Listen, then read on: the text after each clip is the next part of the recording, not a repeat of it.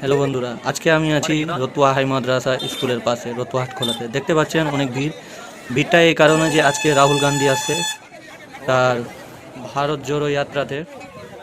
তো আজকে রতুয়া দিয়ে বারহাল, পুরানপুর, মাদিয়া দিয়ে মালদা যাবে। আমাকে প্রচুর রৌদ্র লাগছিল কারণ অনেকক্ষণ ধরে অপেক্ষা করছিলাম। এই যে কোনো গাড়ি যাচ্ছে তো আমরা ভাবছি এই রাহুল গান্ধী চলে আসছে তার গাড়ি, কিন্তু সেটা আদৌ হচ্ছিল না। মানুষগুলো বারবার এই যে এর হাত দেখো, হাতটা যদি কেটে যায়, কি দিচ্ছিল জানি না, কিন্তু কিছু একটা দিচ্ছিল। এগুলা গাড়ি যাচ্ছে, মানে রাহুল গান্ধীর গাড়ি আসার আগে এগুলা কি করতে যাচ্ছে জানি না। তো এরা প্রথম গিয়ে রাস্তা ক্লিয়ার করছে, তারপরে ও হয়তো পরে আসবে। এই যে জাম দেখুন, জাম পড়ে গেছিলো। আর আমার সামনে মাছের গাড়ি ছিল, প্রচুর হারে গন্ধ করছিল, তাও নিজেকে সহ্য করে একটু সরিয়ে দিলাম। এটা আমি আর আমার পিছনে আশিক বন্ধু ভালা থেকে এসছে।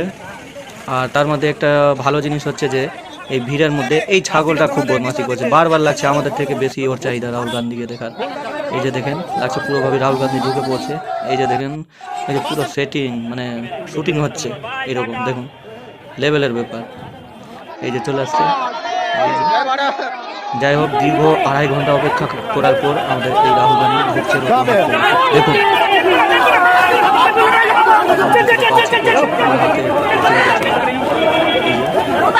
এটা দুবারে নিতে হয়েছে, কারণ আমার হাতে তার বডিগার্ড যে ছিল একবার ধাক্কা মেরে দিয়েছিল, মানে সরিয়ে দিয়েছিল মোবাইলটা, তো ভালো করে নিতে পারেনি, তাই বলে দ্বিতীয়বারে গিয়ে। এটা রতুয়া পেট্রোল পাম্প। এখানে রাহুল গান্ধীর গাড়ি থামে এবং মানুষের সঙ্গে কিছুক্ষণের জন্য দেখা সাক্ষাৎ করছিল, তারপর চলে যায়। গিয়ে বাড়ালে গিয়ে